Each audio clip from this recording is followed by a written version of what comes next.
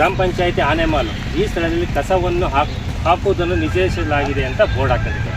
ಇಲ್ಲಿ ನೋಡಿದರೆ ಇಷ್ಟು ನೋಡಿ ಇಂಜೆಕ್ಷನ್ ಟ್ಯೂಬ್ಗಳಿದ್ದಾವೆ, ಮಕ್ಕಳ ಪ್ಯಾಡ್ಗಳು ಹಾಕೊಂಡಿದ್ದಾರೆ, ಹಾಸಿಗೆಗಳೆಲ್ಲ ಇಲ್ಲೇ ತಂದು ಹಾಕೊಂಡಿದ್ದಾರೆ, ಡೈನ್ ಪೀಸ್ ಇಲ್ಲೇ ತಂದು ಹಾಕೊಂಡಿದ್ದಾರೆ.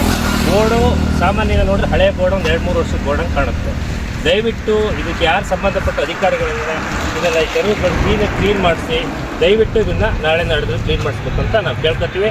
ಇಲ್ಲ ಅಂದರೆ ಪಂಚಾಯತಿ ಮುಂಗಡೆ ಇದೇನಿದೆ ಮಕ್ಕಳ ಪ್ಯಾಡ್ಗಳು ಅಲ್ಲಿಗೆ ತಗೊಬಂದು ತಂದು ಬೆಡ್ಶೀಟ್ ಎಲ್ಲ ಇದು ಹಾಸಿಗೆ ಎಲ್ಲ ತಂದ್ಕೊಂಡು ರೋಡ್ ಸೈಡಲ್ಲೆಲ್ಲ ಬಿಸಾಕೊಂಡು ಮಕ್ಕಳ ಪ್ಯಾಡ್ಗಳು ಇಲ್ಲಿ ನೋಡಿ ಮಕ್ಕಳ ಪ್ಯಾಡ್ಗಳೆಲ್ಲ ನಲ್ಲಿ ಹಾಕೊಂಡು ಇಂಜೆಕ್ಷನ್ ಟ್ಯೂಬ್ಗಳು ಇದು ಹಾಸ್ಪಿಟಲ್ ಯಾವುದೋ ಹಾಸ್ಪಿಟಲ್ಗಳದ್ದು ಇದು ಎಲ್ಲ ಚಪ್ಪಲಿಗಳು ಎಲ್ಲ ಕೇಳ್ಕೊಂತ ಇದ್ದೀನಿ.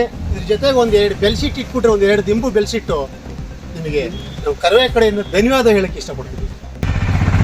ಕಾರಣ ಏನಪ್ಪ ಅಂತಂದರೆ ಆನೆಮಲ್ ಪಂಚಾಯತಿ ಕೂಡ ಇಲ್ಲೇ ಇದೆ. ಈ ಗ್ರಾಮ ಇದು ಆನೆಮಲ್ ಪಂಚಾಯತಿ ಸೇರ್ತಕ್ಕಂಥದ್ದು.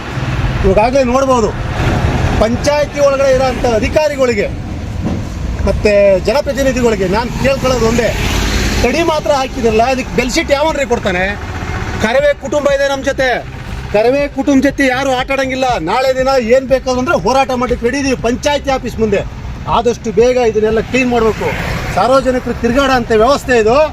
ನಾಯಿಗಳಲ್ಲಿ ಬಂದ್ಬಿಡ್ತವೆ. ಇದೇ ನಾಯಿಗಳು ನಿಮ್ಮನೆ ಬಾಗಿಲಿಗೆ ಬಂದ್ಬಿಟ್ರಿ ನೀವೇನ್ರಿ ಮಾಡ್ತೀರಾ? ನಾಚಿಕೆ ಆಗಬೇಕು ಪಂಚಾಯತಿ ಅಧಿಕಾರಿಗಳಿಗೆ. ಬೋರ್ಡ್ ನೋಡ್ಬೋದು ನೀವು, ಇದೇನಕ್ಕೆ ಹಾಕಿದ್ದೀರಾ ನೀವು? ಜೈ ಹಿಂದ್, ಜೈ ಕರವೇ. ಮತ್ತಷ್ಟು ಸುದ್ದಿಗಳಿಗಾಗಿ ನೋಡ್ತಾ ಇರಿ ಪಬ್ಲಿಕ್ ನ್ಯೂಸ್ 24x7. ಇದು ಸತ್ಯದ ಧ್ವನಿ.